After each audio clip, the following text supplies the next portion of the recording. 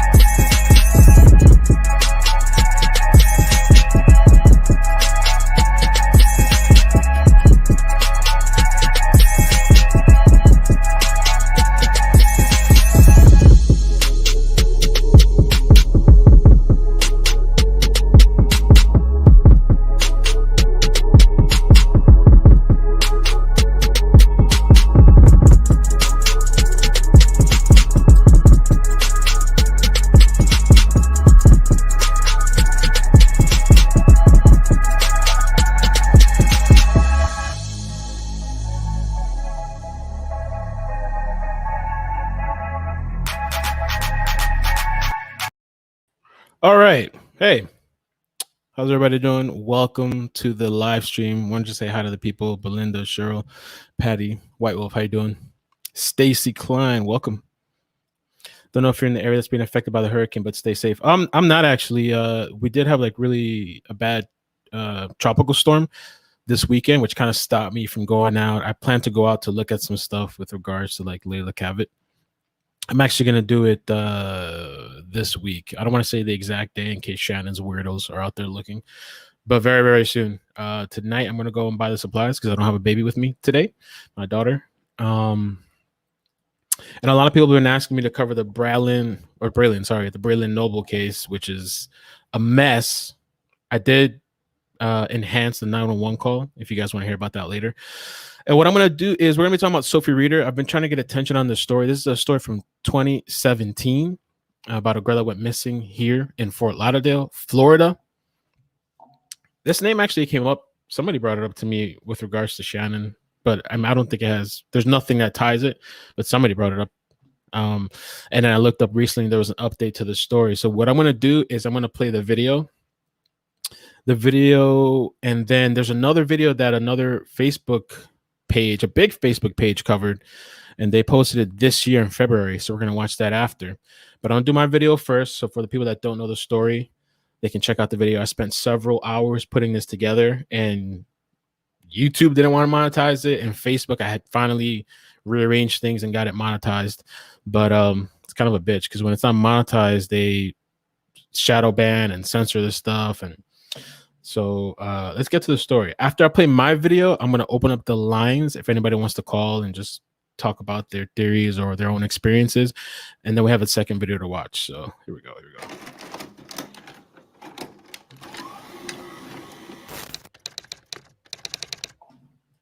Sophie Reeder was just 15 years old when she was captured on this surveillance video walking down Davie Boulevard. That night, May 20th, 2017. This is the last time anyone has seen the 15-year-old. This was back in May, and police have been following leads ever since. They believe the teen ran away from her Fort Lauderdale home. However, they believe there's a whole lot more to this case than just a typical runaway. Her father last saw her as he checked on her before bed. I checked on her at 12:30. She was up, and then that was the last time I saw her. Reeder lives with her dad and was attending virtual school after being diagnosed with a mental illness. Her mother says she last saw her on Mother's Day and she seemed to be happy.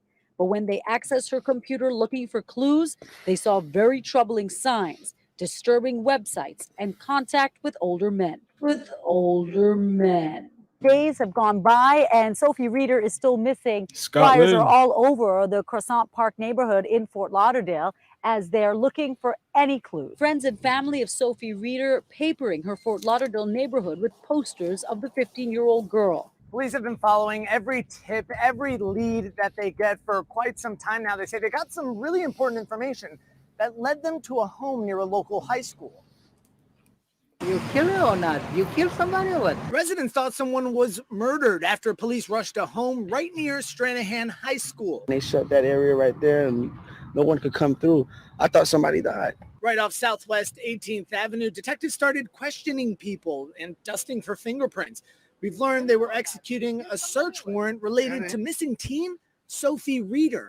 There was some progress early on, a house raided, but it went nowhere. I'm hoping for the best, but as every day goes by, I have doubt that this is going to be end in a positive ending. Based on information from her computer, detectives believe she may be with a predator or a human trafficker. They say she's vulnerable and dealing with mental health issues. This week, detectives left the area without making an arrest, but have returned several times, questioning residents, following any tips they receive. She's very vulnerable because she's homeschooled, and so she has free time on her hands to be on the computer. Now they're concerned she may have been in touch with predators, even traffickers, and they are terrified. I want her to know that I love her. We all love her, and it's not too late for her to come home. Sophie, I love you, and I would like you to come home. Police consider Reeder a runaway. Her parents are doing everything they can to find her. They also want other parents to keep their eyes out for signs they missed. You just really had to be on top of them. You really had to be on top of their friends and their computers, and you can't let them get away with anything.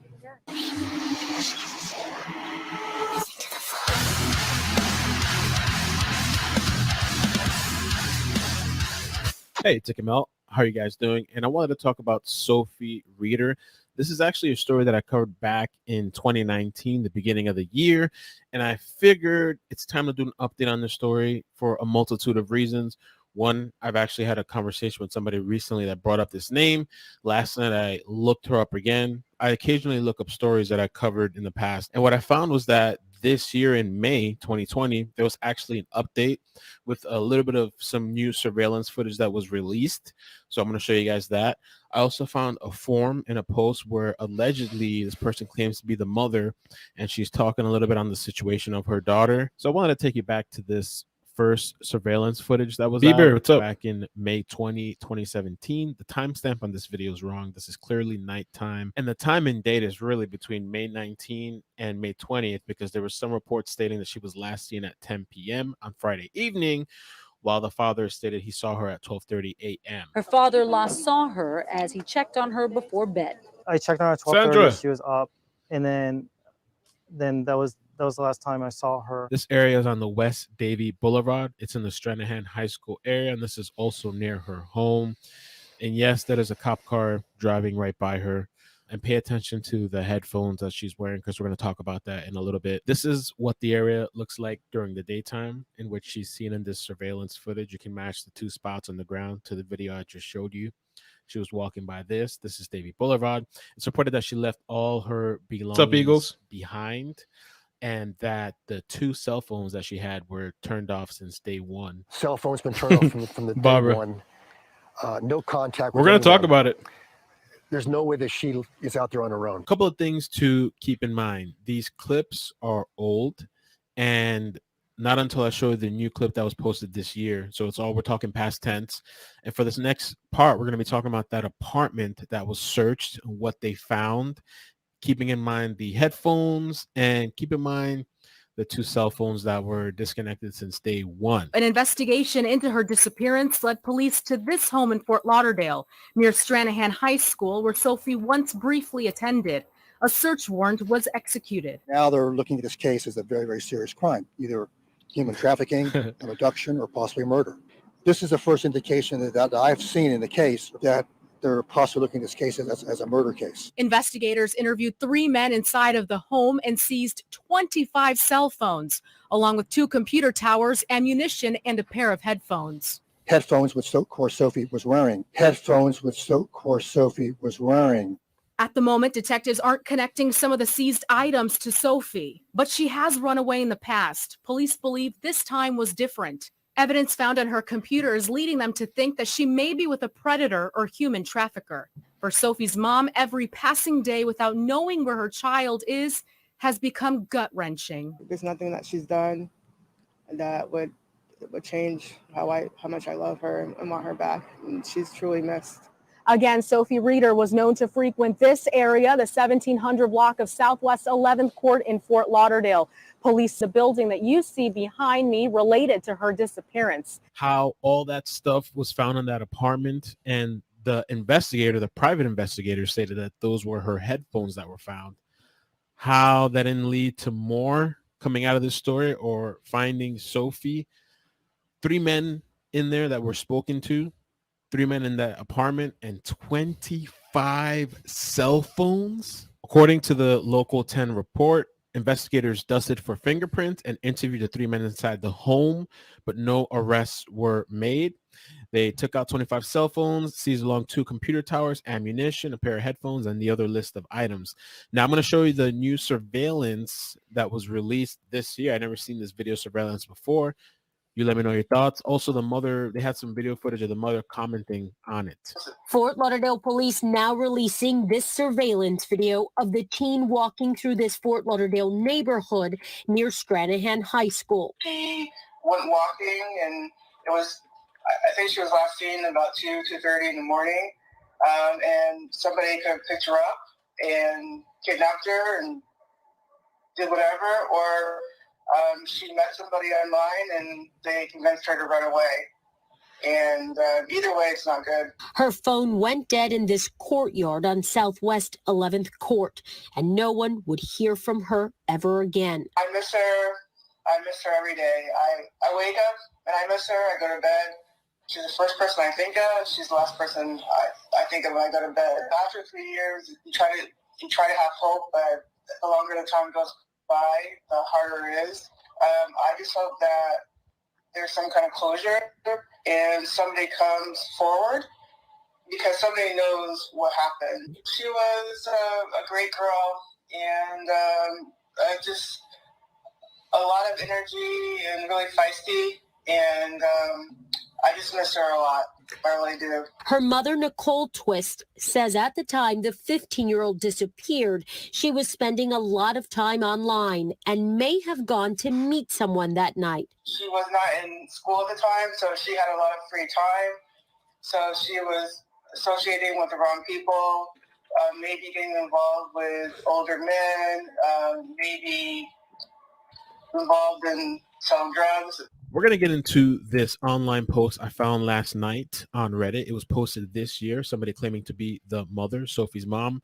And I believe it's legit. The mother is Nicole Twist. The father is Patrick Reeder. The story goes that she was enrolled into a virtual school. She was introverted when meeting new people, extroverted with her personal friends. She loved music. She loved Tupac and Nirvana, Lana Del Rey, all the kinds of things that a kid, I guess, that age would like. And this all kind of ties into the whole conversation we've been having lately with social media, the internet, computer access, parents, children, and how to deal with that, and even cuties and the influence that all this kind of stuff has on kids. So the online post reads, I'm Sophie's.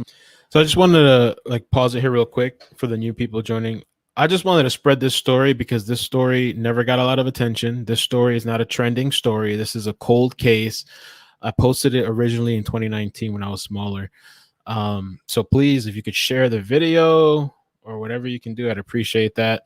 I'm posting it directly to, it's already on Facebook. I'm posting it directly to YouTube tonight. So for the new people joining that missed out, you can watch the direct video. You can miss the filler. You don't have to, and these are two parents that separated. I'm going to get into the details now with the mother's post on that I found on Reddit, but they separated, and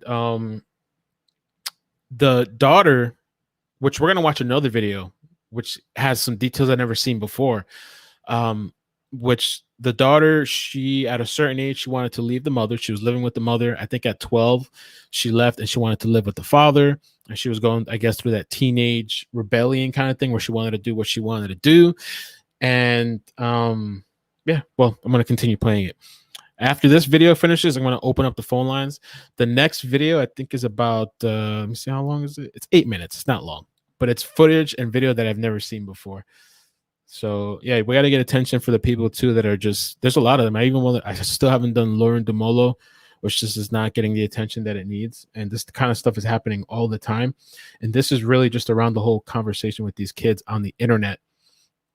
She was homeschooled, doing kind of what they want to do. Supposedly she had some sort of mental illness at the time, and that's why they homeschooled her. And yeah, so let me continue. Mom, she will be 18 on February 19th. I see a lot of comments regarding where was her mom. I was there. Sophie was very strong and opinionated. Her father and I did not have a great relationship since she was 7. She was put in the middle of a nasty custody war. So much drama. I regret this very much. I don't want to get into the whole situation, but I raised Sophie pretty much until she was 12. Once she hit that age, she was convinced that the grass was greener with her father. Long story short, you have no idea what I went through to try to save her. I miss her every day. I had no idea what she was doing. She did not like being told what to do. I didn't let her have the freedom she craved. She thought it was okay to skip school. She thought it was okay to walk around aimlessly at night. I'm old school. That didn't fly with me. Teenage girls are tough, plus couple that with a mental illness and no supervision. Wow, some pretty heavy claims. And this is a recipe for disaster. I was advised to give up on her. I was told that she was just going through a phase. I was wrong. Never give up on your kids. People always have something to say online. If you ever have any doubts, just look at my Facebook page. This is no joke. I miss her every day. There was one more post that I found allegedly from the mother, which is actually even more recent, 4 months ago. And she states, what do I believe happened to her? I believe that Sophie being high on whatever she was, plus being very naive, sealed her fate. I think about her every day and I wonder if she suffered. After 3 years, my hope is gone. I don't know if we will ever know for sure. Somebody knows something. I wish I could turn back time. There's so many things I would have done differently. The worst thing I ever did was let her go live with her dad. Yes, she was very defiant and adamant about leaving, but I was the parent. I honestly was told to let her go, that she'd be back. But there are predators out there waiting and watching. Protect your children, watch their friends. It's okay to be a little overprotective. They will hate it now, but appreciate it in the long run. Take care, everyone. I want to see her. I just want to talk to her, say I love you again. Sophie's father, Patrick, made a public plea with police. At the time she disappeared, Sophie was living with her dad, enrolled in a virtual school. She had run away before. I think about her prom, her Sweet 16, and everything that she's missing. Her mother last saw Sophie Mother's Day 2017. She was acting more grown up, she said. The warning signs are there, and I would tell every parent, follow who your friends are with, follow the adults in their lives, go on their Instagram, be very proactive. According to Miami CBS Local, the mother in 2018 found a picture online that resembled her daughter, and she believes this picture was taken after she went missing. Sophie's mother, Nicole Twist, showed us a photo of Sophie she found on the internet. It appears it may have been taken after Sophie vanished. She gave it to police. It's been a little bit frustrating, but I just try to remain positive and hope that we're all on the same team. I wanted to throw in really quickly just an appreciation thank you to the people that donated on the last couple of live streams with the super chats. Thank you guys. I love you. Also, a big thank you to the channel members on YouTube. You guys really help fight the demonetization issue that seems to happen a lot. It's an up and down thing. So thank you guys for the support. And also Facebook subscriptions, which I believe I have Barbara on there, Claire, and Tammy. Thank you so much. Appreciate you guys. I'm going to share one more clip from the mother to end off. And there's just really just an endless amount of thoughts and conversation we could have about this, but we could probably leave it for a live stream. If you wouldn't mind hitting the share button, this is a cold case. It's actually not even been talked about that much compared to some other cases. And I'll also put the link down below if you want to check out the January 2019 video I made. You can actually see the pretty big difference between this video and the other video, but the other video I had some just thoughts to myself and I was talking for a while and I had a bunch of pictures on there of Sophie. So if you want to check that out, once again, thank you for all the support. Make sure you hit the like button, the subscribe button. I would appreciate it so we can help grow the channel and spread these videos out. Peace. I'd like to say to Sophie that no matter what has happened, no matter what you've gone through, no matter what you're going through, if you are still able to come home, we love you. We'll take care of you. I miss her. I miss her so much. I miss her every day. Okay, I still have another video for us to watch, so don't leave yet. Stacy asked that the FBI get involved. I don't think they did. I'm looking at a Reddit post. Shout out to Reddit Unsolved Mysteries. They had a lot of the links in the post here. They didn't have the 2020 update though. Nobody's talked about the 2020 update. I'm the first person to talk about that, so that's why I definitely wanted to do this video. It's such a small clip. I sometimes wonder too, when like cases are going so long and they're a cold case, like shouldn't they be putting out more information instead of these small little clips? Like I get they can't release everything because they need to confirm information when somebody steps forward, but like these little small 2-second clips, like who the hell is gonna find anything out of that really useful? You know, I don't believe the FBI got involved though. Oh, John Walsh did cover this though on an episode. John Walsh is the guy that his child I think was kidnapped and killed here in Florida at the, I think actually was it at the Walmart? It wasn't a Walmart at the time. I think it was something else at the time, but I think it was that area. So I'm gonna play another video. Oh yeah, I think she's probably a runaway. Did they ever do a search party? No, I don't believe so. There were people putting flyers. But I think that this little girl, most likely, she was lured off the internet, like they were saying. She was homeschooled. She was on the internet all the time. And she was talking to older men. I wonder what website she was on. They didn't release that information. It's also kind of telling that the mother, which, by the way, the mother to me seems more involved. Like I found her post on Reddit. I saw her talking a lot in the media. I mean, I saw the father too, but it seemed like the mother was just really... You know, I don't know. She was out there trying to get things going. But the mother did find that picture too on social media. After she went missing in 2018, she found a picture that looked like her daughter and a picture that was a new picture that hadn't been a picture that she's seen before. So that was kind of interesting too. And then we're going to play this new video from, let me make sure I give the appropriate shout out. And if people want to call in, we'll take some calls. If not, we'll just keep it moving. But this video is from Law and Crime, an episode of Vanished, the Missing Persons Project. Vanished, the Missing Persons Project. And they had a pretty big, they're a huge thing on YouTube. Let's see how big they are. It's a media company. Oh, yeah. 800,000 followers. So they post something, it's going to get views.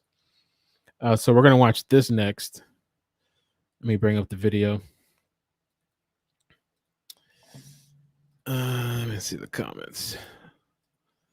There has to be certain outliners, Kara says, for FBI to step in. Sears. There you go, Latasha. Thank you. Sears. Yep. He got abducted at the mall and killed after. I think it was a Sears. I don't know if that Walmart used to be. There was like a lot of different phases. I think that was a Sears at one point. I could be wrong, but I think it was at that Walmart. There was a little girl named Asha Degree. I've heard of that name before. That went missing close to my hometown when I was very young. The FBI got involved immediately. Every few years, some of her belongings have turned up on different roads. Jason, what's up? Yo, these people are hunting. They're hunting kids. I don't know how they're in there's an apartment, sketchy ass apartment in Fort Lauderdale. Need to go knocking on some doors, talking to those neighbors. 25 cell phones, and supposedly, according to the private investigator, her headphones, the one we see her walking down, that one of the last times that we saw her headphones were found in the apartment. Why isn't there more to this case? Let me bring up the video. All right. She was my one and only friend. She went on a walk and she never came back.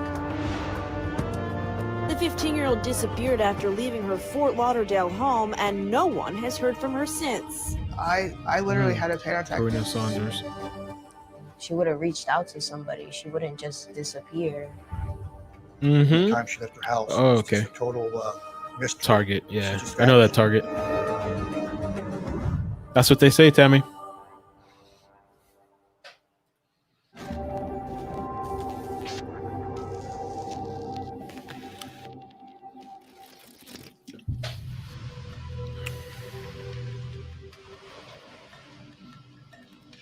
Sophie was a very happy child. I never had any problems with her. As a friend, she was very caring towards me. She's like a flower. She's so pretty. She was very good with art. If she put her mind to it, she would have had a career in art. But Sophie as a teenager was tough. She had problems with authority and didn't want to be told what to do. It was a habit of hers, unfortunately, that she would walk late at night. Oh, and by the way, so you see what the mother's saying, and this is what the person said in the Reddit post too. By the way, for the people that are just joining, I posted the video directly to Facebook. So if you want to see it and you don't want to have to watch like an hour's worth, well, actually, we've only been here for 30 minutes. But if you want to just get directly to the content, it's already on Facebook. But her mother said she would be walking late at night, online all the time, rebellious, didn't want to be told what to do. Maybe this is perhaps why she went to the fathers. Maybe there was less restrictions. She wouldn't tell anybody or inform anybody that she was sneaking out. Nicole was, was a strict mother and didn't want her child out past, normal hours, and she didn't want her to get in trouble. We used to egg churches and, that rebel kid, teenager life. Sometimes she would come home and she would destroy the house. She would Destroy the house. Sheila Axe, May 19, 2017, 10 p.m. So there was conflicting reports. There were some reports that I saw, like I think I actually have one open already. I can show you this real quick. This is, by the way, this is like a sketch progression of what she might look like now. But there were several reports, and I think this one says it, that stayed 10 p.m. I think this is one of the ones that said 10 p.m. If not, then I'll leave it for another time. So there was multiple reports. Some said 10 p.m. The other one said 12:30 a.m. So it's between the 19th and the 20th. And then the new footage from 2020, which I played earlier, the mother said that time must have been probably around 2 or 3 a.m. that she was walking. She was seen walking in a Fort Lauderdale neighborhood. So violent. She would say she wished I would die. It was terrible. I didn't know. Yeah, I didn't think it was too great either. If I look back on it, I probably would say she was suffering some kind of mental illness. And it came to a point where Sophie didn't like the rules and ended up moving back to her father's location in Fort Lauderdale. Her relationship with her father wasn't very close. When she moved in with him, I think that she thought it was going to be something that it wasn't. He wouldn't ask anything. Where are you going? What friends are you hanging out with? Hell nah. Like, he didn't necessarily care. She had all the freedom that she wanted. She could do whatever she wanted, yet she still wasn't happy. I found garter belts, lingerie, liquor, a BB gun. I was completely shocked. That's the first time I'm hearing this. I didn't know about this. I didn't find this on none of the websites, all the news articles that I looked, the video clips that I looked. This video, I found this on YouTube by if I can remember the name of the group again. Law. I mentioned it at the beginning of this. But damn. Maybe she was taken. Maybe she doesn't want to be found. I found Jesus. garter belts, lingerie, liquor, a BB gun. I was completely shocked. I literally had a panic attack for 20 minutes, and I confronted her about it. Sophie just smirks. You could never get a straight answer out of Sophie. Damn. Sophie was. So Mother's Day is the last time that the mother saw Sophie, and then she went to go back to the father. I feel like I got to take that back, man, to take that in, because I'm just so like, what? She moved in with him. I think that she thought it was going to be hell no, something man. that it wasn't. That'd be a problem. He wouldn't ask anything. Where are you going? What friends are you hanging out with? Just like he didn't necessarily care. She had all the freedom that she wanted. She could do whatever she wanted, yet she still wasn't happy. I found garter belts, lingerie, liquor, a BB gun. Christ. I was completely shocked. Who's this little girl hanging out with? I had a panic attack for 20 minutes, and I confronted her about it. Sophie just smirks. You could never get a straight answer out of Sophie. Jesus Christ. Sophie was not a confident child. And then all of a sudden, she's like overbearingly confident. She was just saying how beautiful she was, how she could be a star, how she could be a model. Another girl would walk by and she would say, oh, that girl is not as beautiful as I am. I'm like, what are you talking about? Yeah, there was a difference with her. I didn't recognize that person. 15. The last thing I said to her is, hey, Sophie, please promise me that you won't be Brody. Out late at night. Whatever you're doing, you need to stop. Jesus.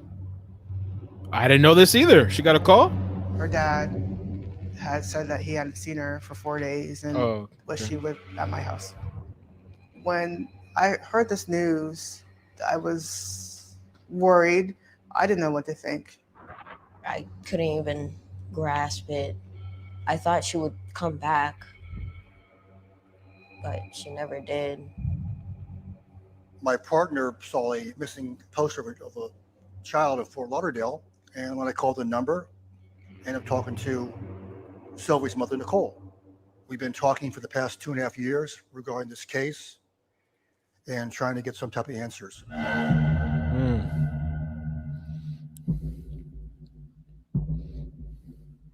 Surveillance showed Sophie walking down the sidewalk at 10 p.m. wearing headphones, shorts, and some type of jacket.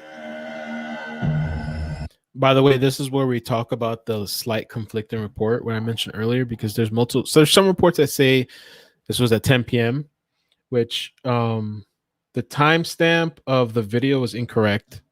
A lot of times CCTV, the timestamp, the actual time is wrong. But the father said, if you saw the video earlier, he said that he last checked on her at 12:30 a.m. and she was awake in the room. And then the next morning she was gone. A jacket. And then once she gets out of the camera Sweet view, Tea, what's up? No telling where she went to or with who. Tina, thank you. There was information that she may have been communicating with someone with who. Latina says it's called lazy fare, parenting by her father. Thank you for the donation. Appreciate it. I wonder about that, man, because I'm the helicopter. I mean, my daughter's only 3, but I am super helicopter. But you see these stories, and like somebody said earlier too, it's like you can't protect them from everything. I mean, I can't really speak right now because my daughter's a toddler. I'm protecting her from everything, but especially once they get to those teenage years, I guess it's like the more you restrict them or try to whatever, they're gonna lash out and rebel. You know. I think the mom sounds like she did something. Hillary said, Tammy, she didn't just go check into a hotel 100 miles away and start a new life with an ID she thought up.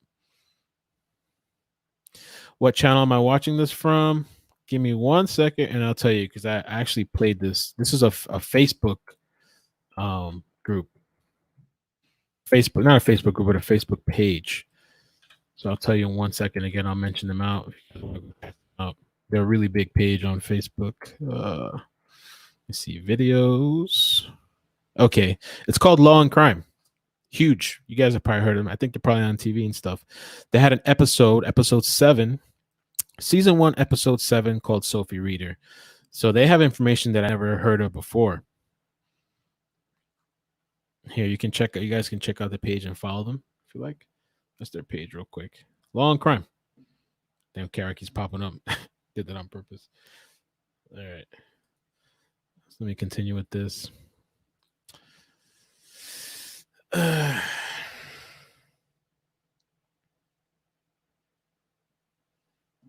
There's a lot of stories what Stacy's saying about this child, and you guys can see it on the screen. I found a couple of stories. Maybe on another live stream we could talk about. I have some articles that I saved because there's some weird stories, because I think I was reading that a lot of these kids that go missing or are trafficked are kids that just run away from home and they're just wandering. This is the full episode we're watching, though. It's only 8 minutes long. You should check out my video. I posted it directly to Facebook. I'm going to post it to YouTube, and then I'll put the link on this. I'm going to share this link on Facebook. So you guys, if you want to check out this episode also, because they have some really good information.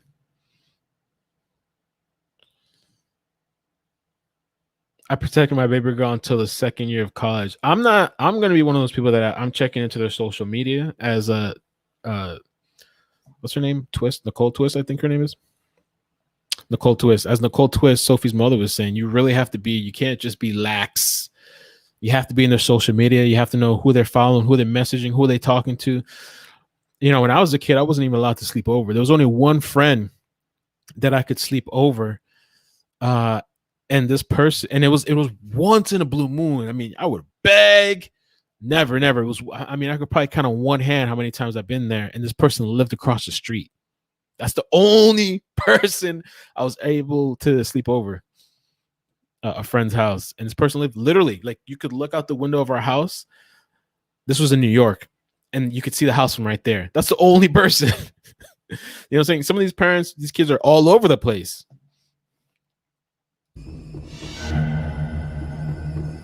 Veronica, what is up? What's up? Like and share the video, please. There was information that she may have been communicating with someone via the internet. She had used my iPad, and I had found that she was on a sugar daddy website. Oh. She spoke about like having a sugar daddy at 14 years old. What? She's just like, I'm just trying to get money. They would pay for me just to be there. When I talk to people about it now, they say that she probably was being groomed. Wow. I want to take that back. So in about 2 minutes, we're going to take some calls too. If you guys want to call, you want to tell me anything about these baby daddy sites? What the fuck is that? Or any of the experiences of these kids missing? What the hell, bro? Out of all the information I've looked up, this is the first time I'm hearing some of this stuff. There was information that she may have been communicating with someone via the internet. She had used my iPad, and I had found that she was on a sugar daddy website. She spoke about like having a sugar daddy. I used my iPad, and I had found that she was on a sugar daddy website. Daddy Desire? Can I look this up too? Like, what? What is this shit these kids are on? Daddy Desire. Let's see. Is that an actual site of it? It is a site. They have reviews.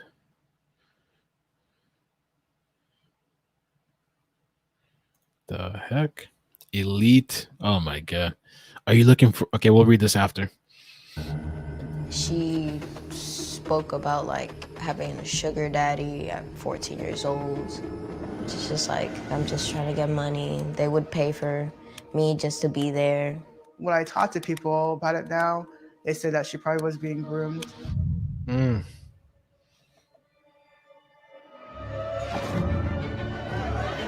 A SWAT team went to the house. There were 3 adult black males at the house, also an older black female. Law enforcement recovered, like I said, 30 or 40 cell phones, laptops, headphones. But apparently it wasn't the headphones that Sophie was wearing that she was missing. See, that's important because in the video I just played, the video I posted, this private investigator is on video saying that it was her headphones. I guess he jumped to conclusions because now he's saying it wasn't her headphones. Phones, laptops, headphones. But apparently it wasn't the headphones that Sophie was wearing that she was Maybe missing. that's why they didn't get anywhere. No one was brought in. No one was charged with any type of crime. I believe that Sophie may be a victim of human trafficking. It's the fact that how quick she disappeared, her cell phone was turned off, and no communications whatsoever with her family, her friends, nobody. She would have reached out to somebody. She wouldn't just walk up and disappear. For the past several years, Florida was number 3 in the country for human trafficking. Florida. Wow. Florida has a big issue. The original video I made in 2019, I mentioned that it's like literally like an epidemic in Florida of the trafficking. Like these people are everywhere. That's why when I made the video about what's that little girl's name? The one that they left her in the park. The mother was scratching lotto tickets in the car while the child and the siblings were playing in the park alone. I can't even remember. So many stories.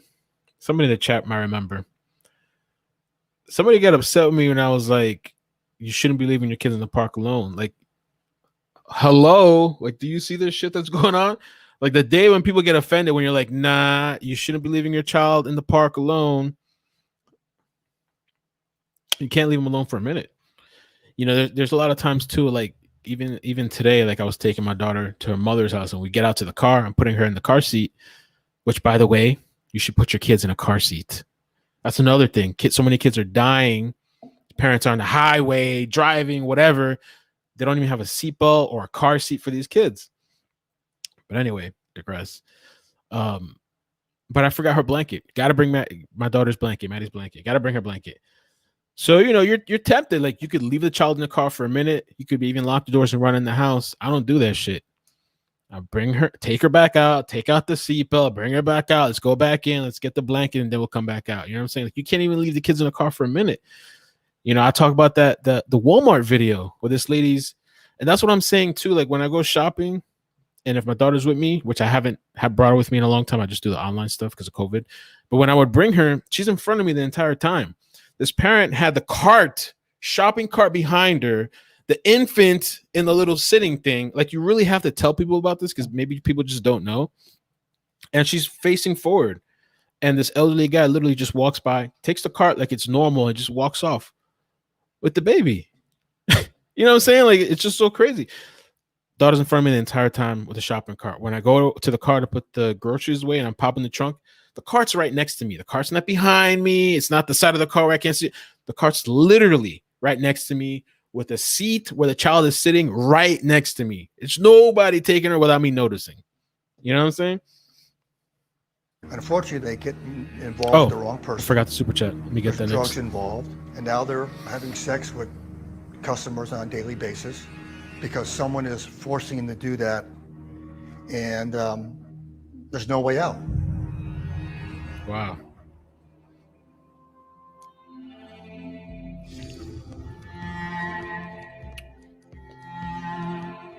We just don't know. We simply don't know. That's the scary part. We're looking for a miracle that someone will tell us what's going on or give us some type of lead. I hope that if somebody's watching this video and they knows what happened to Sophie, that they come forward.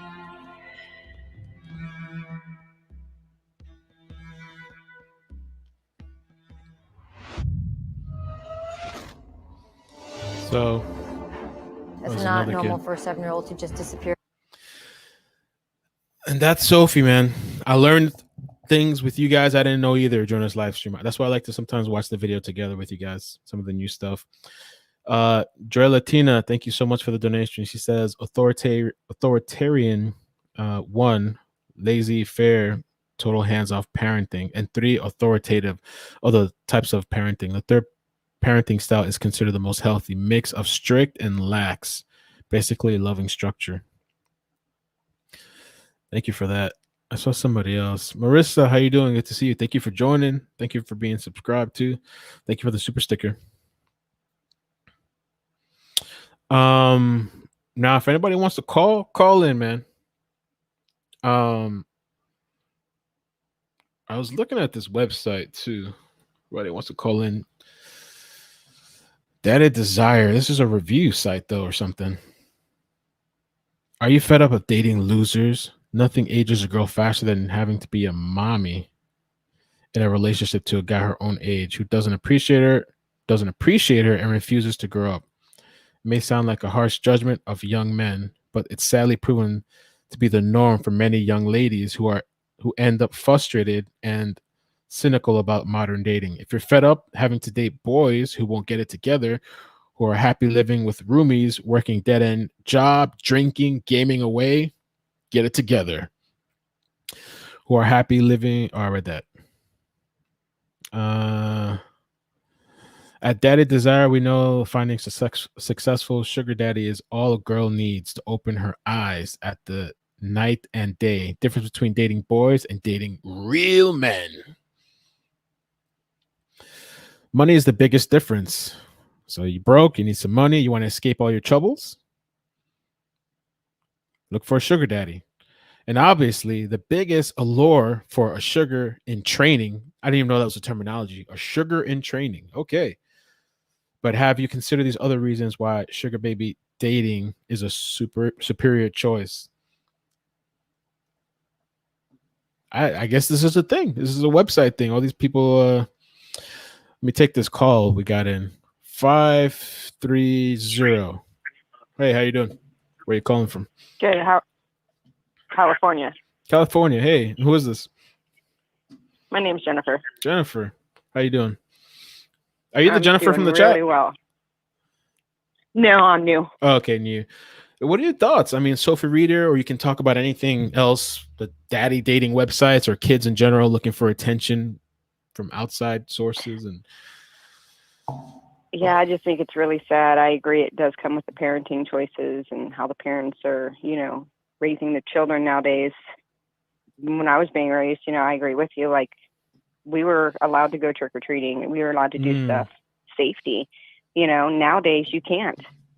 Right. I mean, you literally can't. I wouldn't let my kids stay the night anywhere either, because you didn't know what was in the parents' house. You didn't know who was there.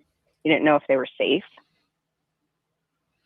So I agree 100% with you, and I am a very big supporter of your channel. Thank you. I really appreciate that. Just came across it. Do you think things are worse now, or is it just that, well, now we have more cameras, more social media, and now we're more aware of what's going on? Or has it just gotten worse? I think a little of both. I think we're more aware of it now because of all the cameras, just like with the Sophie in the child abuse case last week. The little cute blonde girl, I'm seeing more of, I'm seeing more posts and videos going up of children being abused ever since that case went about. So I think that this is like lighting a fire under everyone, and they're like, well, hey, our kids are being abused. Let's get it out there as well, and let's get some help, because the children are not being protected as well as they should be. Right. And, You know what I mean? I think too, I wonder, like, with this whole COVID thing going on, and, more parents at home, more kids at home, and homeschooling and virtual school. And a lot of these parents, I mean, I've spoken to some parents, they told me they can't stand it. They're frustrated. They have to work and then have to deal with the kids, and some of these teachers too, their parents are doing the teacher's job. and then they have to hand in the assignments, you know? Yeah, it's all stressful for everybody. And then the parents still have to work. Right. You know what I mean? Right. And then if they don't work, they lose their money. It's just a big nightmare. We just all really need to work together and not apart. Right. All right. Well, thank you so much for calling. I appreciate that. Oh, can I ask you one more question too, off topic kind of? What do you think about corporal punishment? Spoken about that a couple times.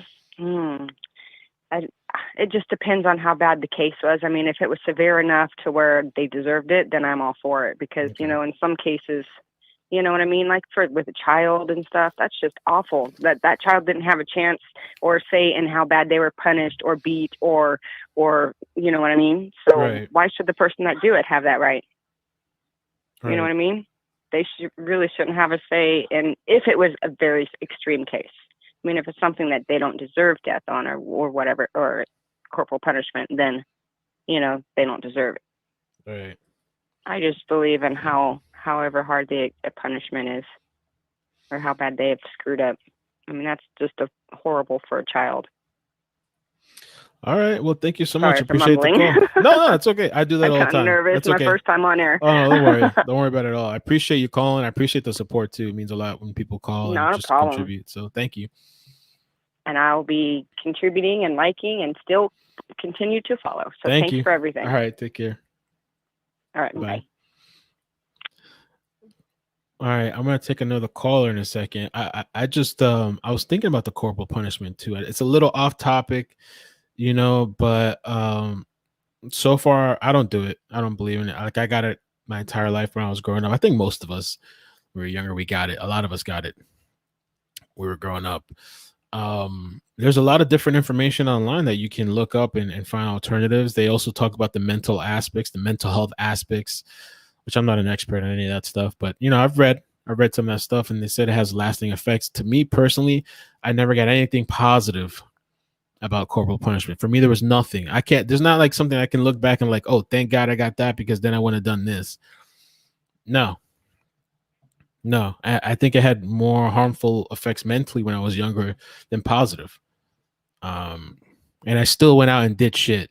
I did it at a later age, but I still went out and did shit. 2010 was my craziest year of my life. So I'm not personally into that. And, well, the problem is too with corporal punishment. A lot of these people are doing it out of anger. I see a lot of these adults when you've seen some of these videos I've covered on the channel before. These people are doing it out of anger. And they want to get payback and revenge. And they really want to beat the crap out of the kids. Not only that, they want to make a video and post it on social media and they want a little pat on their back. Oh, you're such a good parent for beating the shit out of your kid and posting it on social media for some sort of, you know, you don't need to post on social media if you're going to do it. Like some of the people that are doing it, I think they're doing it in some sort of hopes that they're going to get a pat on the back and to show off and all this other shit. If you're going to do that, I don't think that's the right way to go about it. 914. How you doing? Where are you calling from? Oh, it's Latino otra vez. Okay, hey, thank you so much for calling. Appreciate your support, being subscribed, and thank you for the donations and the emails. I really appreciate you. Yeah. Okay, so I have a couple of things that I want to say, and I guess this is a really, you know, this is a topic that's really close to my heart for a couple of reasons. I think, first of all, I mean, I'm in my late 50s, so I grew up with parents that, especially my father, I mean, you know, Spanish, Italian. I mean, it was ugly. I mean, I love my parents. I love my father, God rest his soul. But it was of a generation where, you know, spare the rod, spoil the child kind of thing. And I mean, I've forgiven him for all of that. And believe me, but when I had my kids, I sat down with them and I was like, don't you ever lift a hand towards my children. Because when he did lift his hand, it was done in rage. It was not done lovingly. And I agree with you. I think that if and when a child receives corporal punishment, it needs to be done at a moment when the parent is not enraged, where they say, right now I'm going to give you a little spanking, and it's because you did this. Right. Okay, so that's my opinion. Number two, I mean, I am a physician, and I will tell you in medical school, I'm not saying everything is correct what we learned, but I did learn a couple of really what I call pearls. I learned some pearls about parenting before I ever became a parent. And I use those pearls. And I think my kids are pretty good. I mean, believe me, I've had my moments, and they have really tried me. But one pearl was that one should never give a spanking in rage. Number two pearl was that the timeout thing is up until the age of 5, you give 1 minute of timeout for every year the child is. So if the child is 1 year old, you put them on their bed or crib and say, for 1 minute, I'm putting you here because you did X. And you walk out, and not because after 1 minute, a 1 year old doesn't get it. So then 2 minutes for 2 year old, 3 minutes for 3 year old, you get me. Right. After age 5, a child really does understand more about consequences, and that's when you can take away a movie, an electronic, God forbid they have a phone by then or whatever. So that's the pearl number 2, which is the 1 minute for every year of life of the child until they turn 5. And, even when the kid is 15 years old, giving a month of grounding is not, it isn't helpful. By the time the month's gone by, they don't get it.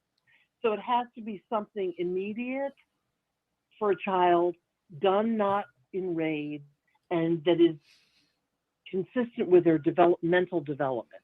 So that's number 1, 2, and 3. I know that's a lot. But my final thing that I want to say is, and I think this is the most significant thing I learned, not only as a victim from my father, God bless his soul, he didn't know any better, but also as a physician in medical school. I learned this thing, and I really believe this, Mel, so strongly, and that is whenever, if ever, a parent or a boyfriend, girlfriend, husband, wife, whatever, lover, hits you in the face, that is the worst place somebody can ever hit another human being. And the reason why, do you have any clue why? No, I don't actually, no. Well, think about it. As I always tell my patients, it's the same thing. When you get up in the morning and you go to the bathroom and you're going to wash your face or whatever, and you look in the mirror, what is the first thing you look at? Whatever's on your face, pimples, the little whatever, the little imperfections. Your face.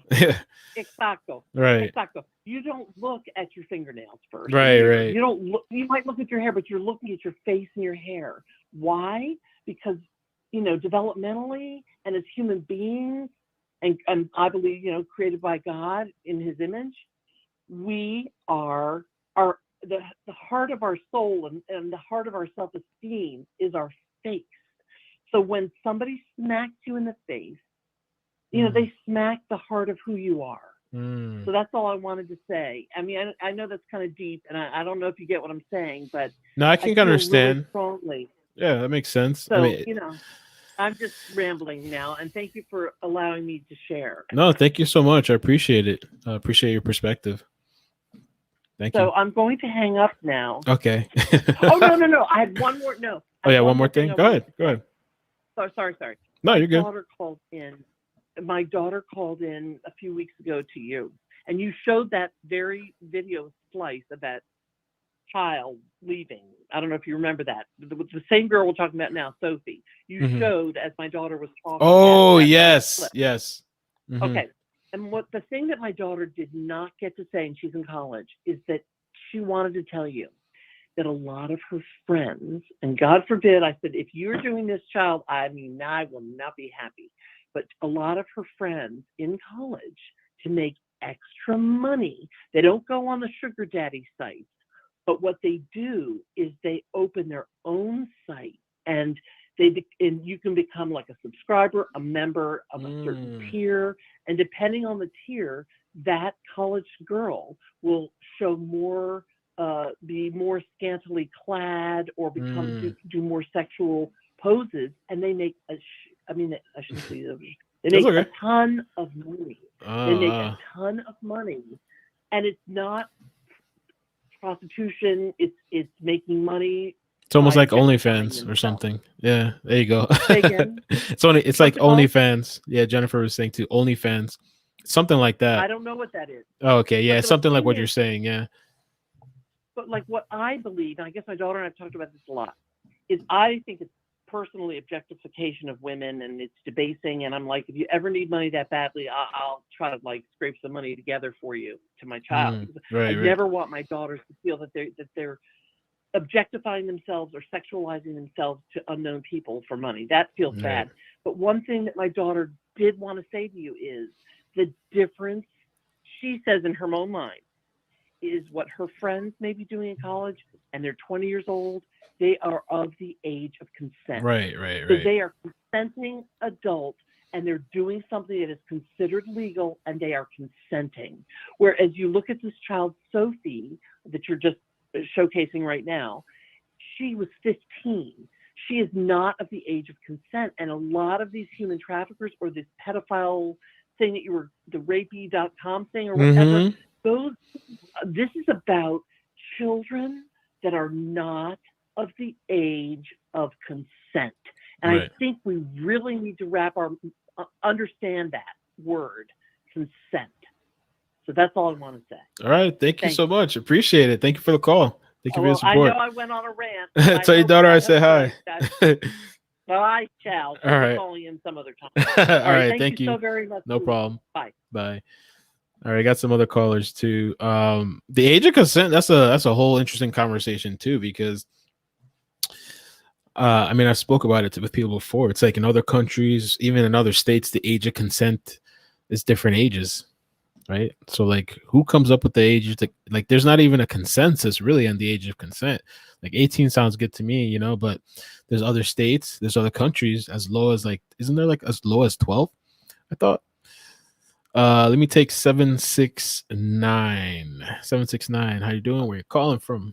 Hello. How you doing? I'm calling from Mississippi. The age of consent is different in multiple states, but I tell you, they allow them to marry.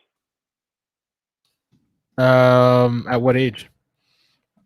At like 12, 13, depending on the state, like you said. I mean, which is odd. That wasn't what I was going to say. Isn't that interesting? Because we go by the law and this stuff, but who sets the law? And then depending on where you go, you can step over to another state and it's just different. It's just like kind of weird. Like I pulled it up now. It's the same thing for like driving too, and how you park and stuff like that, and how you get on the roads too. I mean, you get a driver's license where you can drive in any state, but at the same time, you could drive the wrong way in some states. Right. I'm looking. Some places have it 16. Some states have 16. So, like some states, a lot of states have 16. Okay. Some kids drive at 14, but I tell you, a lot of states, you could drive on the opposite side of the road to pass a car on your side of the road on a two-way road when one going one way and the one going the other. You better not do that in California. You know what I mean? Right. That's not legal in California. But as for spare the rod, spoil a child, the rod is guidance. You guide the sheep. You don't beat them with the rod. You know what I mean? That's interesting. That's an interesting take. A lot of people take that scripture as you're supposed to beat your kids. I mean, yeah, you're giving them first of all, you're made to work, and you're supposed to work and support your husband and work in the Bible. So how are you beating their ego and their pride out of them? Right. You're supposed to train them. You're supposed to train. Well, back in the day, you're supposed to train a woman to cook and clean, train a man to go out and provide a household or whatever like that. So you're beating their pride on what they do. You have to have pride in whatever you do. So you're beating it out of them. And she is right about hitting them in the face. A police officer told me that you never let nobody hit you in the face, too. Never. It's a disgrace. Interesting. But 9 times out of 10, the person who got to hit you in the face, they're going to be uglier than you. If you're ever in a situation where you're victimized by somebody got to hit you in the face and keep saying your face, they're uglier than you. They need you to be somebody else. You look like this girl, and girl, you look like that. And ooh, they're uglier than you. They're not seeing no part of intellectual conversation. Right. Sometimes it's not your fault you're hit in the face, is what I'm saying. But as for these kids on these sites, like I said before, I mean, it needs to be more laws to kids on social media and these schools. I don't know who preyed on a child for her to even go onto a site and have to leave the house. But if she had cameras outside the house and let her believe she was free in her bedroom, remember the father said that he went to the bedroom, then she ended up gone. Right. She said something to what she could do in the house, then she ended up gone. So if you just put sometimes when kids is going through things and they're so much enraged in high school, you don't give them too many words. You just give them items. You sit the food down and leave it there. You sit the book down that you think they'll like and leave it there. You give her art supplies and take away her computer while telling her and leave it there. You change the computer to the living room and leave it there. You know what I mean? Right. You don't just tell her to get off the computer. You shut off your internet because it's your internet. It's not her guidance. It ain't her bill. It ain't her nothing. And then if you want to keep up with her leaving the house, especially at 10 o'clock and 12 o'clock at night, you keep cameras in the house. You keep it hooked up to your cell phone or whatever like that. And when she walk out that place, you call the police because you're responsible for her mindset and her body at that age. You know what I mean? She'll never know. She'll never think she's stared at, harassed in her own bedroom or nothing like that. Just when you walked out, there go the police trying to see where you're going. This day and age too, it's kind of hard to even discipline your kids because now you get the cops called on you or you get locked up or your kids taken away from you. So you kind of have to deal with things differently.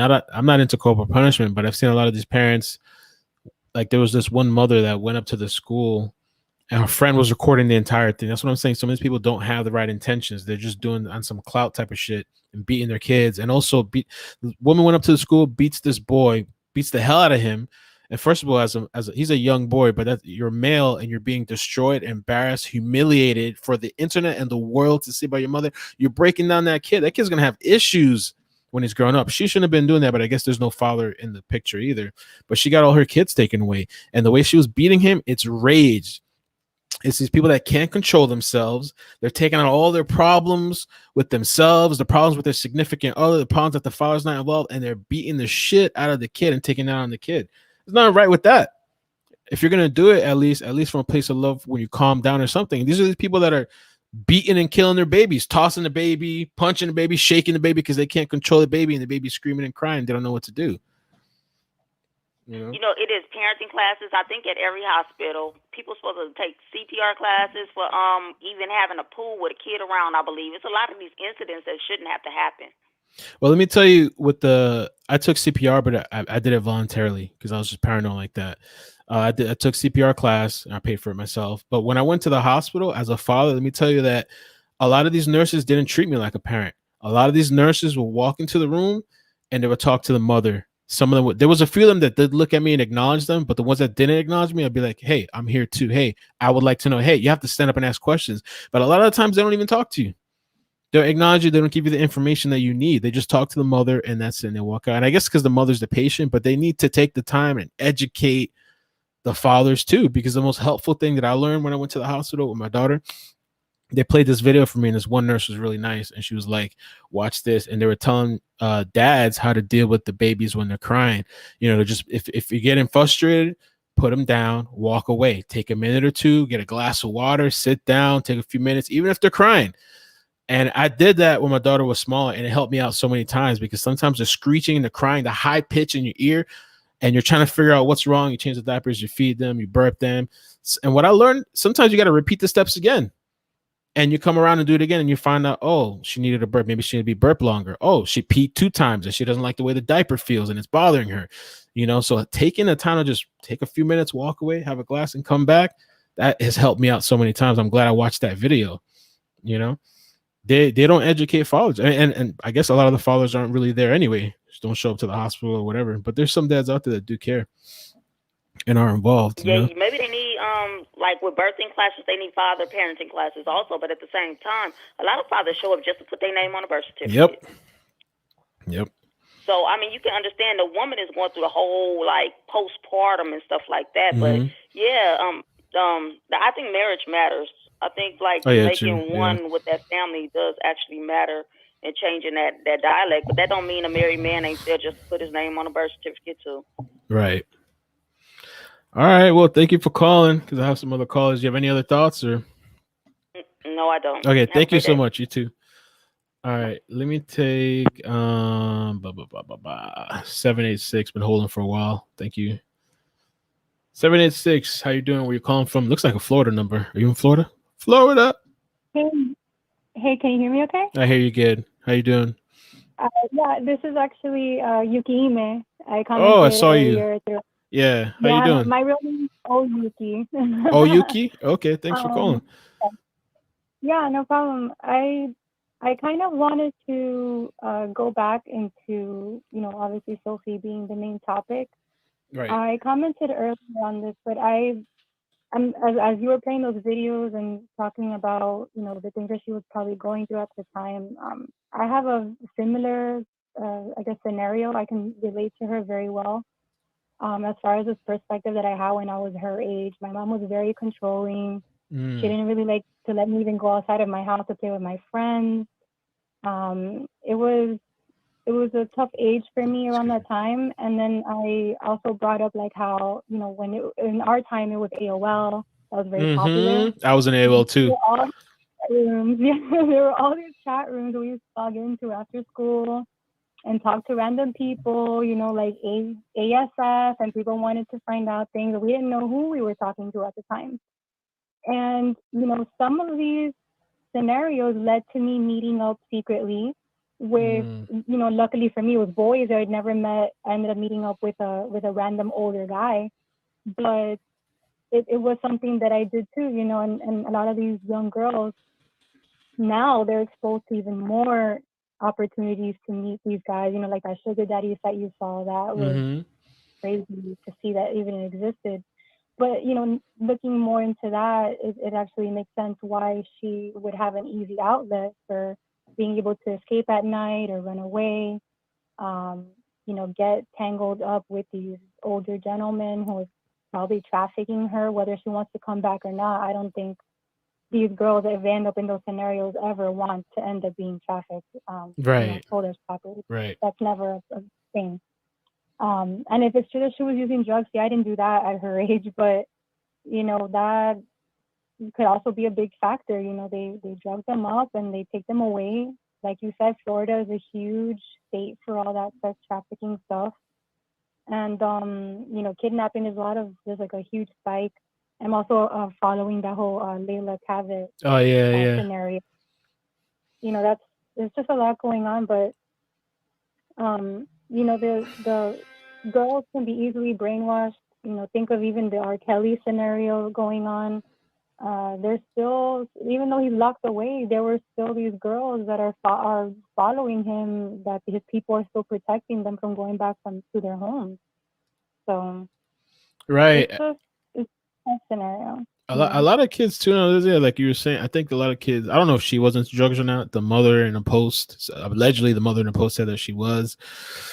But then once these girls, or I guess you really didn't hear girls. I don't know if boys are trafficked too. I mean, they try to, I guess, but they probably give them drugs and get them hooked and get them into scenarios where it's really hard for them to get out of. I wouldn't be surprised if they give them meth or whatever else to try to keep them just hooked and in that life.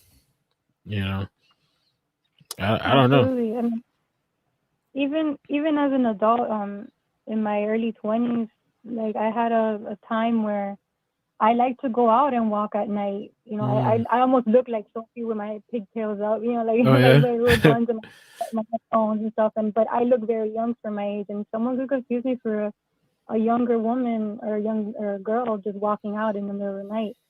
And it was just something that I would do because, again, I needed to get away from my household. And so, when you have those environments, parents seem to remember that you need to be open and communicative with your kids. It's okay to be protective of them, but you need to be able to have open communication. You can't judge just because of whatever you went through.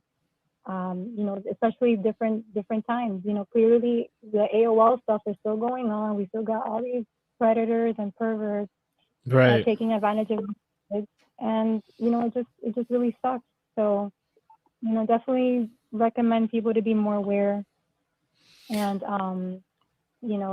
don't invade their privacies, but be in where you need to be in, because they shouldn't even have as much access as they do on social media to begin with. So I just hope that a lot of them have secret profiles, I think, and there's all these little different things they can do to make whatever, and they get on the internet. I guess they have these websites, and then they have the Snapchat, which the Snapchat is hard to track because I think it's like they delete the message, deletes after or something. So you could be talking, they could be talking with all kinds of people.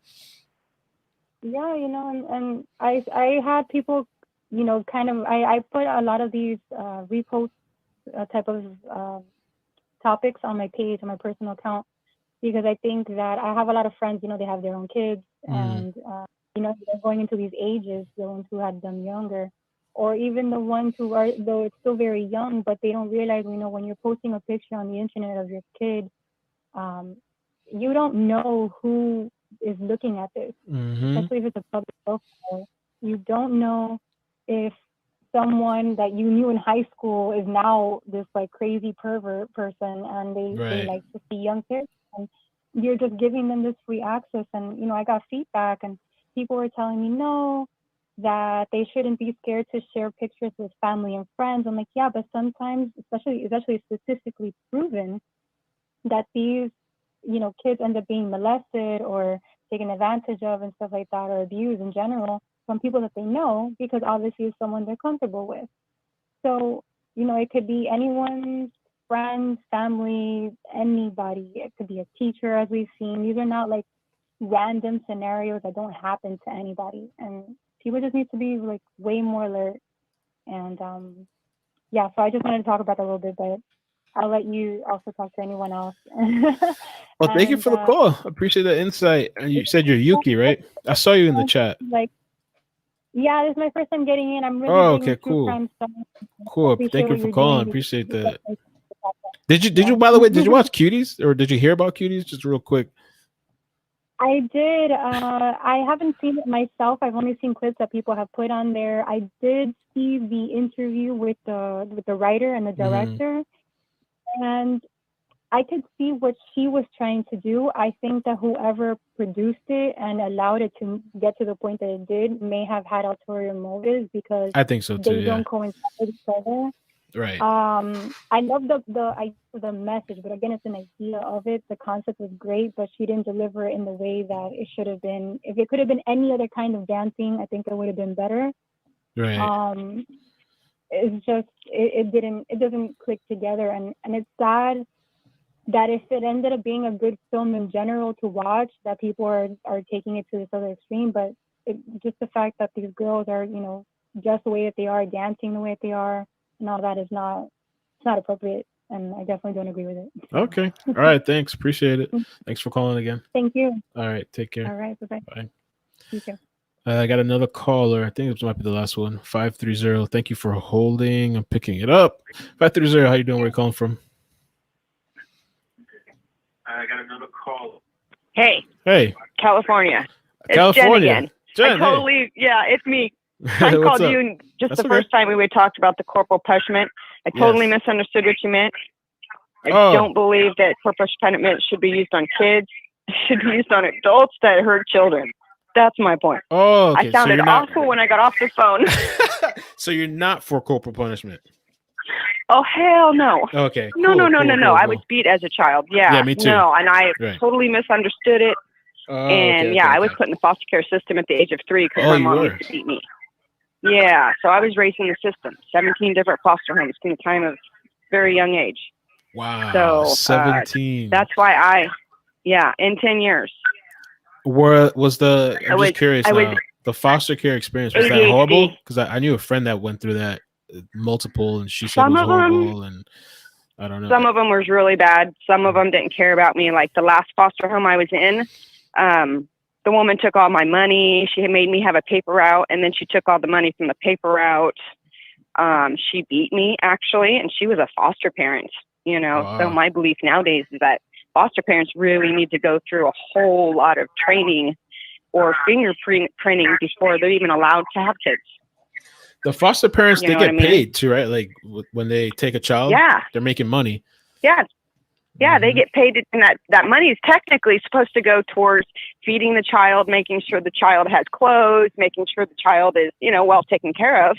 And granted, there are millions of foster homes out there that are 100% awesome, but then there's also those foster parents out there who are just out to get a quick buck so they can sit on their butt all day, don't care about the health or the welfare of the foster children. Like if any of mine would have really cared too much about me instead of passing me around, because my problem was I was a hyperactive child growing up. And nobody, granted, I'm very grateful that I wasn't put on any type of Ritalin or anything, but hey, that was my problem. So no one wanted to help a child who had ADHD and was really hyper. So they just passed me from foster home to foster home. So they not didn't knowing put you that on what meds. they did to me, no, And but you not feel- knowing that what they did to me screwed me up for life. What part of it? Bouncing from foster home to foster home? Mentally. Yeah, Okay. then I'm not good enough for anybody. I have abandonment issues, I raised two amazing children. My son's a police officer. My daughter's an amazing mother. But yet, I feel like in life, everyone leaves me. Doesn't matter who it is. It could be a friend, anybody. I have bad abandonment issues and anxiety issues from not being good enough for one family to keep me and adopt me. And that's the thing that foster parents nowadays really should look into. Is that, if you're going to go into this, do this with your heart, not with your pocket, because it affects people later on in life. And these people, granted, I didn't turn out bad, and I didn't go get into drugs because that was also something I was raised around as a child. And I swore I was never going to drink or smoke or do drugs, and I never did. So at 7 years old, I made those choices at 7. And I never beat my kids because I was beat, So there are people out there that go through this much trauma that rise above, still have issues with themselves, but do rise above and don't follow in the horrible footsteps that their parents tracks down for them. Let me ask you something else You know too, because my mind kind of goes all over the place. But I just wondered too, when you mentioned, ADD or ADHD, do you feel like they should have put you on the Adderall or whatever medication, or are you glad that they didn't? I'm grateful they didn't, from what I've understand, like That's how what I people think so, are too. nowadays with it. Yeah, I think it's good Yeah, they didn't. I think it's better. They should have just ran me out, taken me to the park, let me play lots. I was a hyper child. I did play outside a lot. I rode bikes. I'm 45 years old and I'm still really hyper now, Right. I'm a grandparent to 2 beautiful granddaughters that I get to play with and have all the fun with, and become overly protective now. It's not only is my daughter, I'm also protective over my granddaughters. Right. So that's something fun you get to look forward to when your girls get older. Awesome. Well, thank you so much. Thank you for sharing your experience on that. I've always Not a wondered about the problem. whole I just foster wanted to- system. Yeah, I wanted to message back. So I'm like, oh God, I look like I'm such a mean ass. But no, it was for the guys that hurt the children. Yes, I believe they deserve that. Oh, gotcha. But not the children. Okay. Yes, children don't even need to be a finger touched. They just need to be hugged. Overhugged. Awesome. All right. Thank you. Appreciate the Awesome. call. So thank you. No problem. You have a great day. Thank you. You too. That was a good call. Thank you guys for calling. Let me just shout out really quick the Ranch. Thank you for joining. Appreciate you coming back. There's a lot of people that came back. Chris Thorne Show, thank you for the donation, man. Really appreciate that. And Tasha Tinkerbell, thank you very much too. And I guess that's it. I guess we're towards the end. Thank you guys for joining me this early afternoon. Like I said, man, it's a weird thing. I hope that I don't have to deal with some of this craziness that some of these kids are going through, like when my daughter gets older with the teenage stuff. What I learned too when I first you could see some of my old videos here on YouTube. Somebody commented the other day, I have this video about positional asphyxiation. Sometimes people ask me like, oh, like why did you start YouTube, or what were you doing when I started YouTube? And somebody commented the other day on this old ass video, and I forgot that I made it. Let me see right here. I'm not gonna play the video, but I'm just gonna show you real quick. Surprisingly, there's an ad. Donald Trump. Thanks, Donald, for the ads. But this is me back this was in 2017. This was around the first time I started. This is what I was talking about. Joining me, Melvin here. Today I'm here to talk about positional asphyxiation. This is pretty much no idea what I was doing. Explained to us. Nobody told us, so we didn't know. That's why I was a little hesitant to put the baby to sleep in there, even though I was very tempted to. And I can see why parents would do that.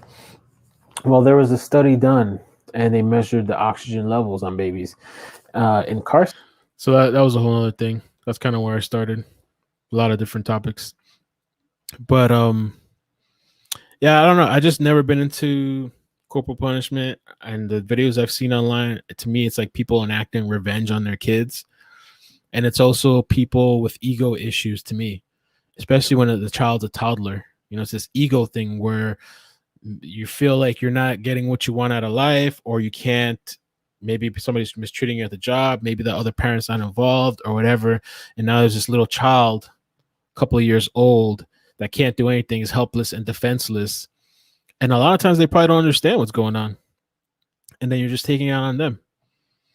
Raina, what's up? Thank you so much for the super sticker. I gotta see how I can see the super stickers on YouTube. You know, I used to get the belt all the time. One time I got pressed against the wall, like pushed against the wall, like slam kind of, but I didn't go through anything like horrible. So my stepbrother and stepsister at the time, the beatings that I used to see them get, I was like, they used to get made to sit down. I don't know if they put like hot water in the belt or whatever tricks they did. It was like some sort of torture. What's the term? Masochist? What? Sadomasochist? I don't know. Whatever it is. The shit. I was like, the hell is going on over there? It was some weirdo shit. And I think a lot of times too, this is parents doing what they were done to them when they were parents, like what their parents did to them, and now they're passing it on. You know, I think I did a video on it. For me personally, nothing good came out. It didn't make me a better person. It didn't do shit for me. It didn't make me straight and narrow. It didn't do none of that stuff for me personally, the corporal punishment. And the issue, like I said earlier, is these people are taking out their rage on the kids. It's not about love. It's not about teaching a child anything. It's just about beating the shit out of these kids, and hopefully they'll shut up. That's what it is. That's why all these people now, when their kids are home, because of COVID, they can't stand it. They're losing their minds. They don't want to be around their kids. They want to throw them somewhere and be done with them. But yeah, I guess that's it. Thank you guys so much for the support and the super chats. Appreciate it. Thank you, Latina, for coming in. Karen, thank you. Alexa, good afternoon. It's nice to see people saying, I see so many posts on FB saying bring back spankings. I see that a lot too. That's a huge topic of debate. I don't, for me personally, the timeouts work, explaining things. I mean, my daughter's really young though too, so who knows? That timeout thing, when she's a teenager, she might just laugh. I don't know. But I remember too, one time when I was getting beat when I was a kid, after a while, you become numb to that shit. Oh, go into the room. Oh, get in the closet. It was one time I started laughing. I was just smiling. Oh, you think it's funny? Oh God. Like after a while, it's just kind of like, are we really getting anywhere?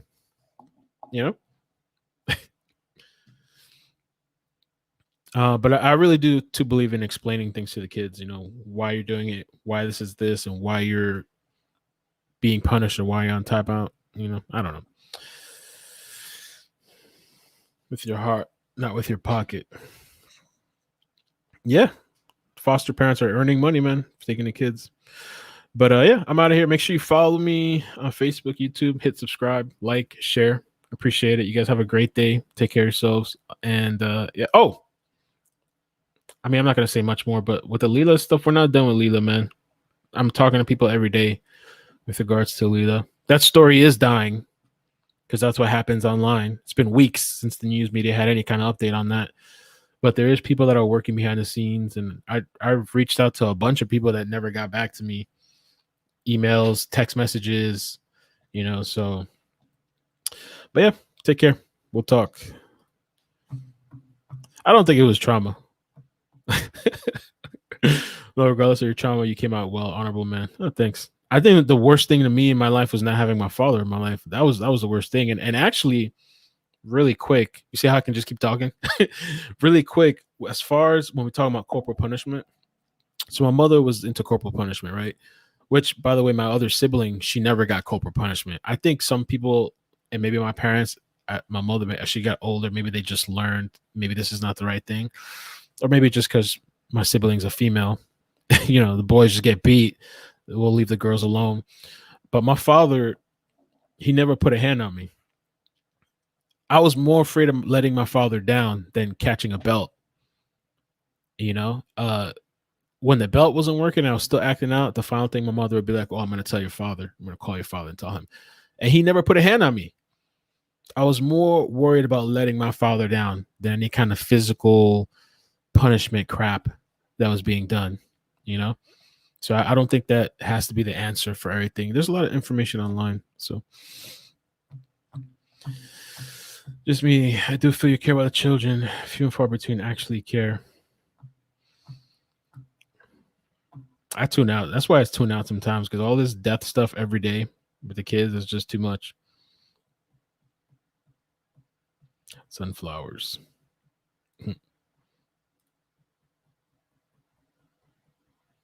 Oh, you want to hear the 911 call real quick?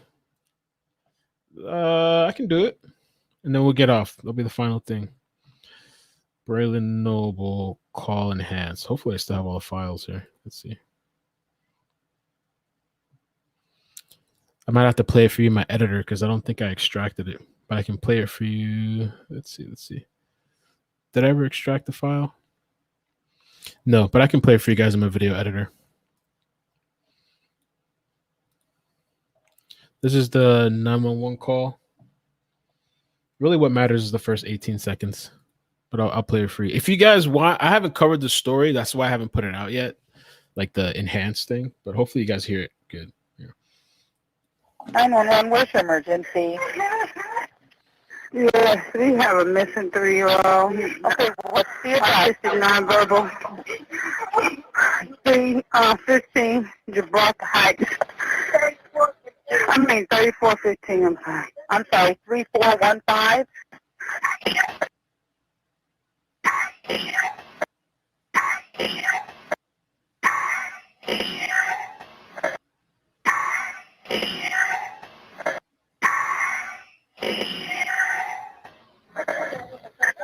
Yes. I'm sorry.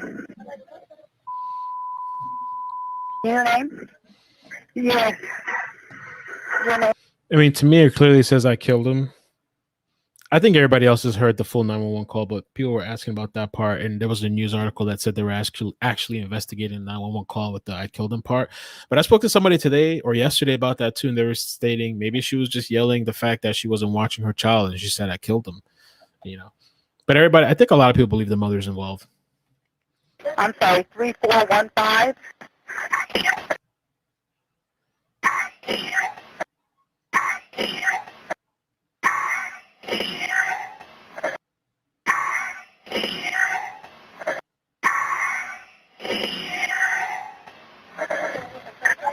Yes.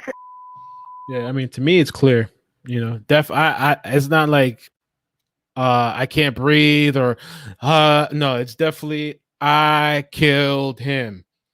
Now, whatever that means, as far as like, was she saying that she actually killed him or that she wasn't watching him, so he killed him? You know, I was gonna put that up, but yeah, it's clear as day to me. And especially if you're listening now, you can put some headphones on. If you put headphones on, I mean, if you're listening to it on a phone or on your TV, you might not hear it as clear. Put headphones on, you are gonna hear it.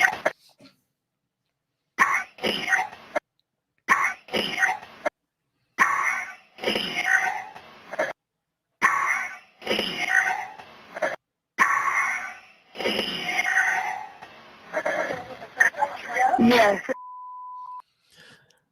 Yuki says, it sounds like I can't to me. I don't know. LC mainstream may be dying because everyone's afraid to post after admins allowed apprentices join the groups. That is a good point that you make, because I've reached out to people. I've reached out to people behind the scenes. Like, you could even think like the whole Lori thing. Lori was uncomfortable after I got the interview with her. I was actually telling, there's two Loris, but I was telling a friend the other day that when I reached out to Lori, it was on the morning where my daughter was with me, and she replied back to me, and she was busy doing things. I was doing things, and she was like, yeah, I'll do it now. So that interview, if you want to call it an interview, it was really just a conversation with her on the phone. But I didn't have any time to prepare, because a lot of times if somebody agrees to come on to do something with you on a platform, sometimes you have to jump on it because they might change their mind. They might back out. So that morning, you know, I put my daughter behind me. I was like, chill out for a couple minutes. I did the call just really quick on the spot. And I mean, I'm glad I did, because after that, you know, she didn't want to come back on. She was just uncomfortable. You know, she has a family and stuff like that. And I think that she wasn't comfortable. She wasn't comfortable with, you know, the apprentices, or she didn't say apprentices, but she's afraid of Shannon. You know what I'm saying? Like, And I think a lot of people are worried about the apprentices, and people have different beliefs, and I don't know. I appreciate her coming on, but I think a lot of people, the apprentices are watching for sure. And I've had weird people message me. We had the supposed mother. I don't even know if that's really the mother, commenting hundreds of times on YouTube. And then some weirdo the other day on YouTube on the live stream, this guy's like, "Oh, I have information about Shannon." He's like, "You can tell by the look on my picture," or something like that. And I clicked his image, and he had it was some weird guy with like some sort of ski mask thing. And the guy never reached out. So I was like, is that supposed to scare me or something? I'm not afraid. You know what I'm saying? I don't believe in that bullshit thing you guys think you're doing, the magic or whatever. You could sit there all day and do your thing. It's not going to do nothing. So, yeah, I don't know. We're not going to stop. But after I end this live stream, actually, I'm going to go to the store and get some things because I'm going to go out this week.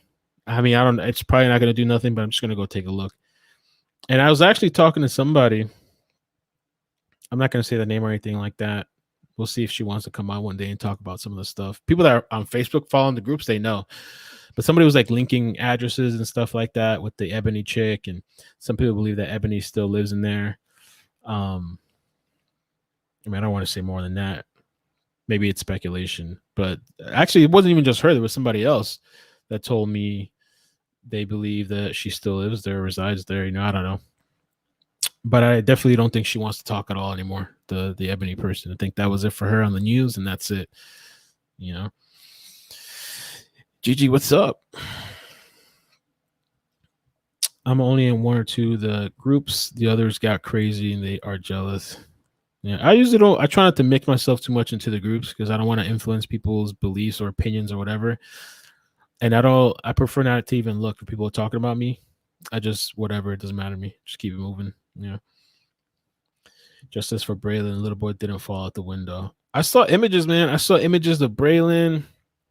Sue was sending me pictures. Sue has a Facebook group with Braylon. I saw images of the little boy. That story doesn't make sense to me. That story kind of pisses me off. That's why I haven't really even started, because that story is just a mess. Who was the person on the 911 call? The news reports say it was the grandmother, but then other people told me that it wasn't the grandmother. Maybe it was the grandmother's friend. Just a whole slew of mixed reports. And then supposedly the pool was already searched days prior to the child being found. You could see some guy in the pool, like waist deep in the pool. And then the child's found out the pool. Doesn't make no sense. Doesn't make no sense. And I saw the conversation too about because they were saying that the child fell out of the window, and people were saying, well, how does a child get up and walk? And some people were saying, oh, they know kids that have fallen out of windows and gotten up and walked. I don't know, man. It's a mess, man. I don't like bullshit. Just get to the facts. What's the facts of the story? All this, ring around the rosy shit. I don't like it.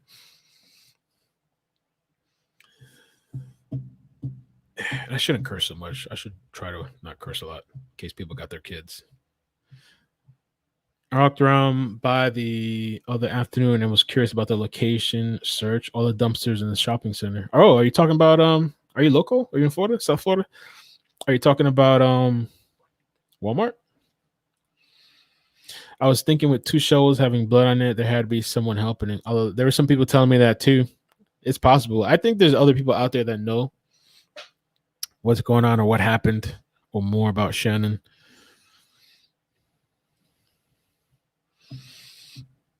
What's up with all these mothers losing it and putting hands over a crying toddler that the kids cried out? That's what they do. I agree.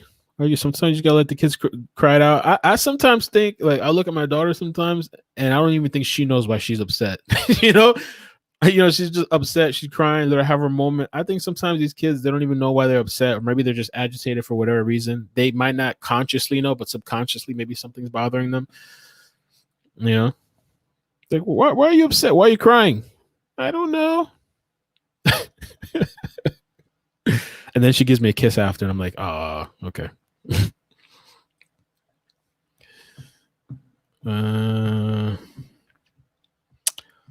He's 12, definitely hasn't yet. Oh, I didn't know you were, that's cool. It's cool. She messaged me. sometime.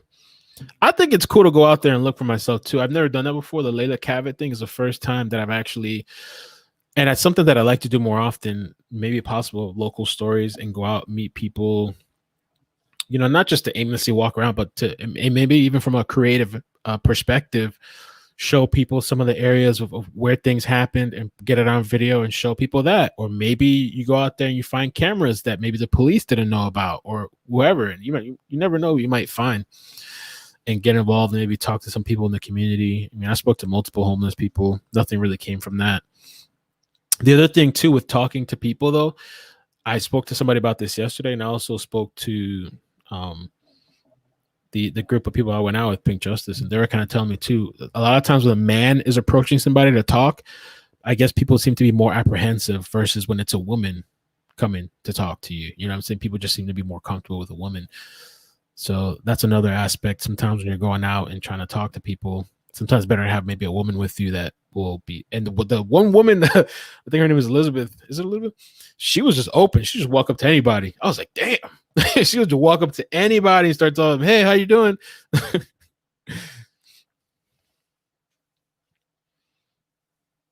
don't know if there was blood. You know, the thing with South Florida is we've had a lot of rain just this weekend that passed by. It actually looks like it's going to rain now. I'm looking outside right now. It looks like it's going to rain right now. Hopefully it doesn't rain when I plan to go out. But South Florida, it's been raining. A bunch of rain, you know.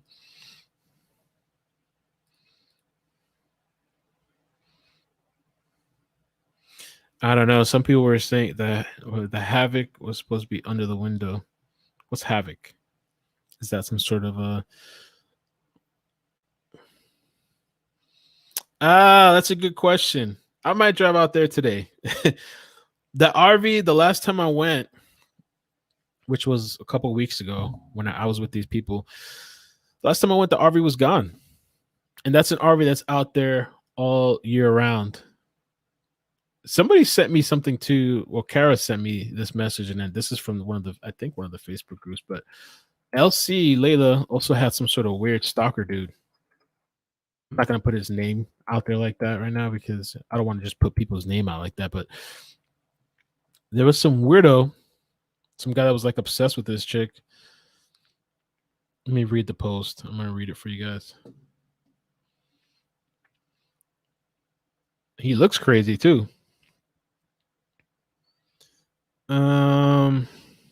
He said, sure as shit had a girl that I loved, effing loved with a passion. Been a year now and still beating myself up on why she left me when I treated her like gold. The other thing, let me see here. Who's the other picture? And then somebody commented under his crazy ass picture. Dude looks crazy as shit. Gonna paint your face like a juggalo next. A juggalo is those people that paint their faces and go to these weird parties and stuff. I think I've had friends that are into. I've never been into that, but I've had friends that are into that. And then he replied, "Yeah, with human blood." And then the guy replies, "Better be careful saying that shit." This was a year ago. Love to see someone do something about it. I'll go to court again. Laugh and win. Waste those tax dollars. It's kind of crazy when you see males obsessed like that. So it should be embarrassing. A year later, you're still obsessed and worried about this person.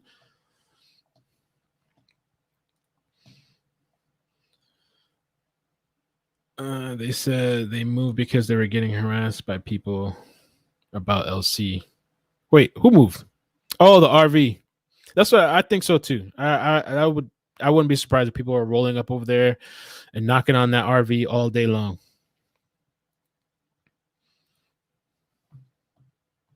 I don't know if that's true because I can't find them. All right, so that's just rumors. That's why I didn't put the guy's face on or anything.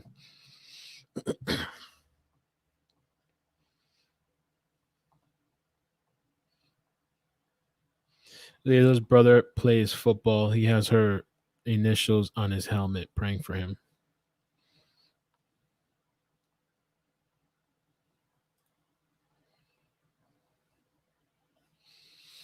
Digital Warriors. All right, well, I'm going to call it. Thank you guys again for joining me on the live stream. Feel free to reach out to me anytime on Facebook or email. Take care of yourselves. Have a great day.